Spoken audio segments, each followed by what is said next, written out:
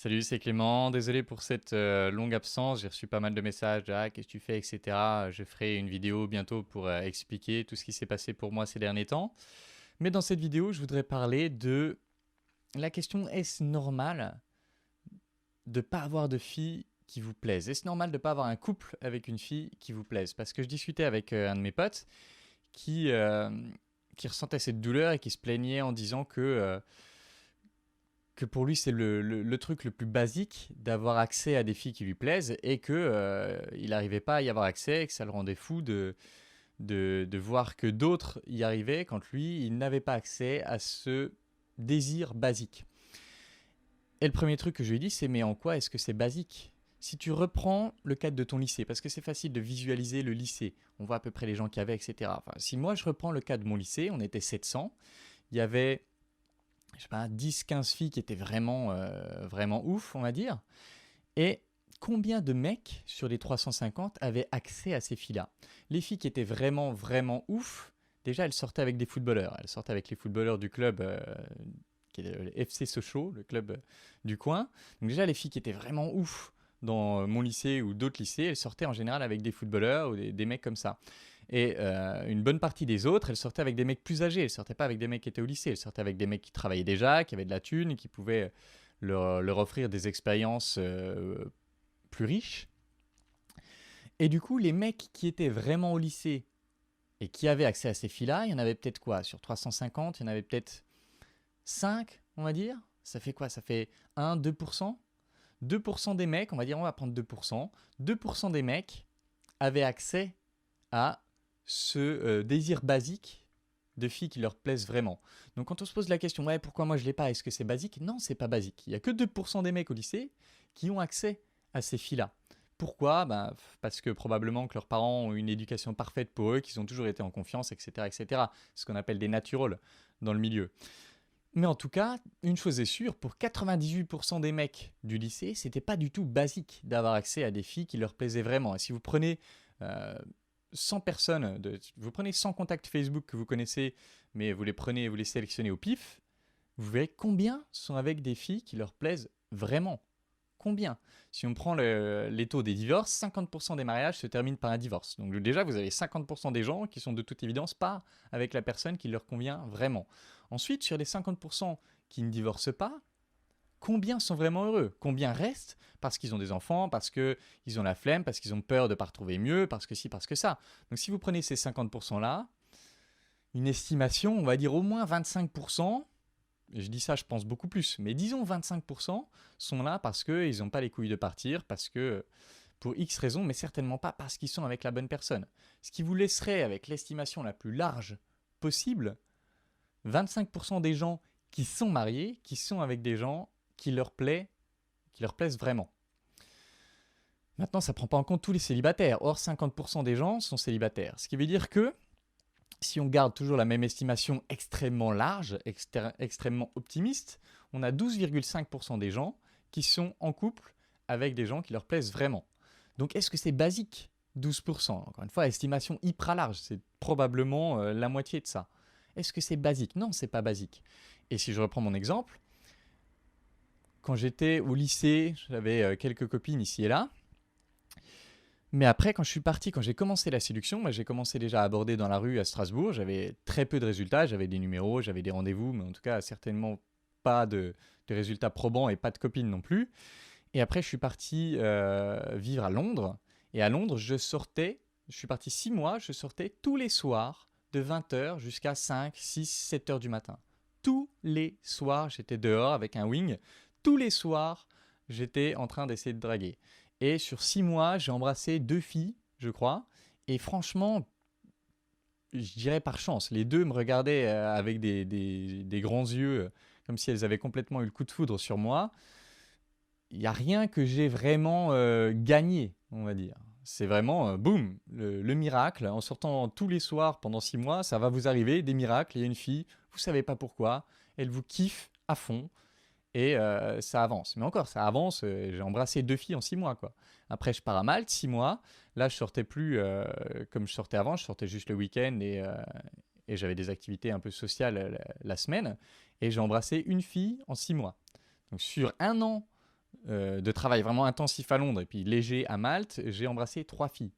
Et après, je suis revenu et là, j'ai commencé à aborder tous les jours à Strasbourg. J'ai commencé à sortir aussi. Je sortais 5 soirs par semaine dans des soirées. Et c'est seulement là, donc après 2 ans d'efforts infructueux, c'est seulement là que j'ai commencé à avoir des résultats. C'est seulement là que ça s'est débloqué pour moi.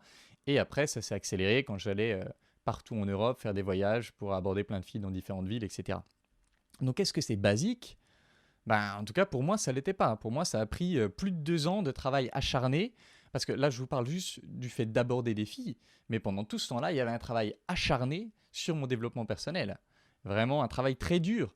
D'aller chercher en profondeur des choses qui me bloquaient, de travailler en profondeur le sentiment d'être needy, la faiblesse intérieure, la structure aussi extérieure de ma vie, d'améliorer la structure extérieure de ma vie.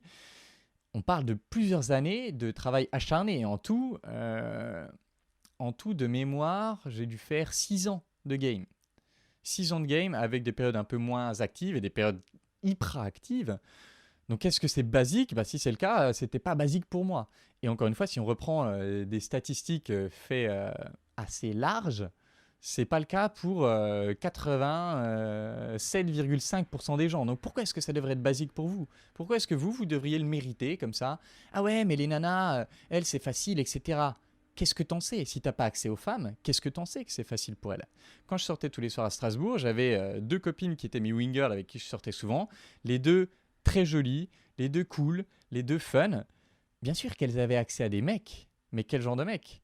Elles n'avaient pas accès aux mecs qui leur plaisaient vraiment. Elles galéraient. Et pour les connaître bien en profondeur, je peux vous dire qu'intérieurement, elles souffraient autant que les mecs que j'ai en coaching aujourd'hui. Elles souffraient parce qu'elles avaient des mecs qui les abordaient, mais c'était pas du tout le genre de mec qu'elles voulaient. Elles n'arrivaient pas à accéder à des mecs qu'elles voulaient vraiment. C'est pas qu'elles n'arrivaient pas à y accéder, c'est qu'elles n'arrivaient pas à en trouver des mecs qui leur correspondaient vraiment. Pourquoi? C'est une autre histoire. Pourquoi il n'y a pas autant de mecs de valeur? Mais en attendant, c'est plus facile pour les filles. D'extérieur, oui. D'intérieur, c'est pas ce que j'ai vu en discutant avec des femmes. C'est pas du tout ce que j'ai vu. Au contraire, j'ai vu beaucoup de femmes magnifiques, sublimes, sympas, drôles, galérer pour trouver quelqu'un qui leur plaisait vraiment. Donc, est-ce que c'est basique? Non, c'est pas basique. Si tu le veux, tu dois faire l'extraordinaire.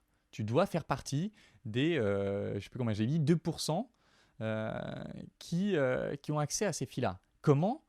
En taffant comme un chien, en taffant dur sur ton développement personnel, en taffant dur dehors, en allant aborder des filles, en allant discuter avec des filles, en allant rencontrer des filles, et rencontrer des filles, pas rencontrer des objets sur lesquels tu essaies de plaquer tes trucs que tu as appris par cœur, rencontrer des individus et connecter avec ces individus. Et ouais, ce sera dur. Mon premier client de coaching, maintenant, il a une abondance de filles magnifiques, mais ça fait 4 ans. 4 ans qu'il travaille dur. Et il a commencé à avoir des résultats au bout de 2 ans. Des résultats significatifs avec des filles qui lui plaisaient vraiment. Donc pourquoi est-ce que toi, ce serait facile? Pourquoi est-ce que toi, tu aurais le droit, en 6 mois de game, d'avoir tout ce que tu veux? Je dis pas que ça arrive pas, j'ai des clients, j'ai fait 2 appels avec eux et boum, c'était des monstres. Mais combien de pourcents sont comme ça? Pas beaucoup. Pas beaucoup. Ce qui veut dire que tu es très probablement dans la catégorie de ceux qui vont devoir galérer 2 ans. La question, c'est est-ce que tu es prêt à le faire? Est-ce que tu es prêt à galérer 2 ans ou est-ce que tu préfères devenir MGTO et bouder dans ton coin et essayer de te convaincre que non, c'est pas une rationalisation, que c'est vraiment ce que j'ai envie? Non. Soit tu veux une fille qui te plaît vraiment et tu vas devoir te battre pendant 2 ans et faire des efforts pendant 2 ans, voire plus. Soit tu n'es pas prêt à faire ces efforts, auquel cas t'abandonnes. C'est ok, t'as le droit et je te jette pas la pierre. Je comprends qu'on puisse abandonner parce que c'était dur. C'était putain de dur. Là, ça fait 4 ans que je suis en couple avec une fille qui me plaît, mais c'était dur avant. Le nombre de soirées où je revenais misérable à 6 heures du matin, soit parce que j'avais pas réussi à aborder, soit parce que j'avais abordé et que je m'étais pris que des râteaux, soit parce que j'avais abordé, j'avais eu un contact avec une fille, puis je l'avais perdu dans la boîte ou je sais pas quoi. Le nombre de fois où je suis revenu chez moi en me sentant mal, mais c'est immense. Donc bien sûr que je comprends que des mecs abandonnent. Bien sûr que je comprends que des mecs lâchent l'affaire et se disent tant pis, je serai seul. Mais carrément, je comprends que des mecs se suicident à cause de ça. Le taux de suicide est bien plus élevé chez les hommes que chez les femmes. Ça en fait partie à mon avis. La misère sexuelle, la misère relationnelle. Je comprends qu'il y ait des mecs qui en puissent plus et qui craquent. C'est dur. Maintenant la question c'est toi, est-ce que tu vas faire le taf? Est-ce que tu es prêt à mettre les 2 ans de travail ou pas? En tout cas, une chose est sûre, et c'est ce que j'ai dit à mon pote, et c'est ce qu'il a commencé à implémenter, ce n'est pas un droit basique. C'est une récompense exceptionnelle à celui qui travaille dur. Alors tu peux te plaindre de la société parce que c'est comme ça et trouver que c'est honteux. Ben, la société, elle en a rien à foutre que tu trouves que c'est honteux. Donc soit tu te bats et tu mets le temps qu'il faut pour avoir ce que tu veux vraiment, soit tu abandonnes. Mais il n'y a pas de droit basique aux filles qui te plaisent. Donc voilà, j'espère que cette vidéo pourra en réveiller certains qui attendent un peu le miracle et en motiver d'autres qui sont, ça fait 6 mois, 1 an et demi que vous travaillez et vous n'avez pas de résultat.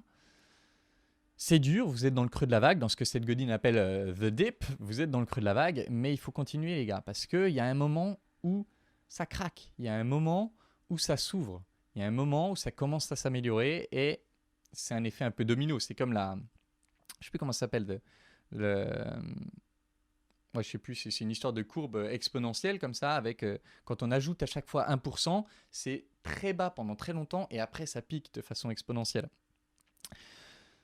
Ça arrive, ça arrive à mes clients, ça m'arrive à moi, enfin ça m'est arrivé à moi et je pense que c'est le cas de tout le monde. Et c'est pareil sur YouTube, c'est pareil dans plein de domaines. Vous êtes miséreux pendant longtemps et puis à un moment donné ça pique. Est-ce que vous êtes prêt à faire le taf?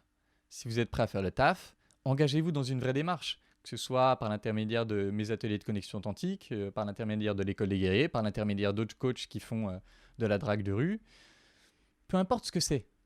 Que ce soit par l'intermédiaire d'un psy, moi je vais voir un psy cet après-midi, peu importe ce que c'est, mais il vous faudra travailler dur et il vous faudra travailler dur très probablement pendant plusieurs années.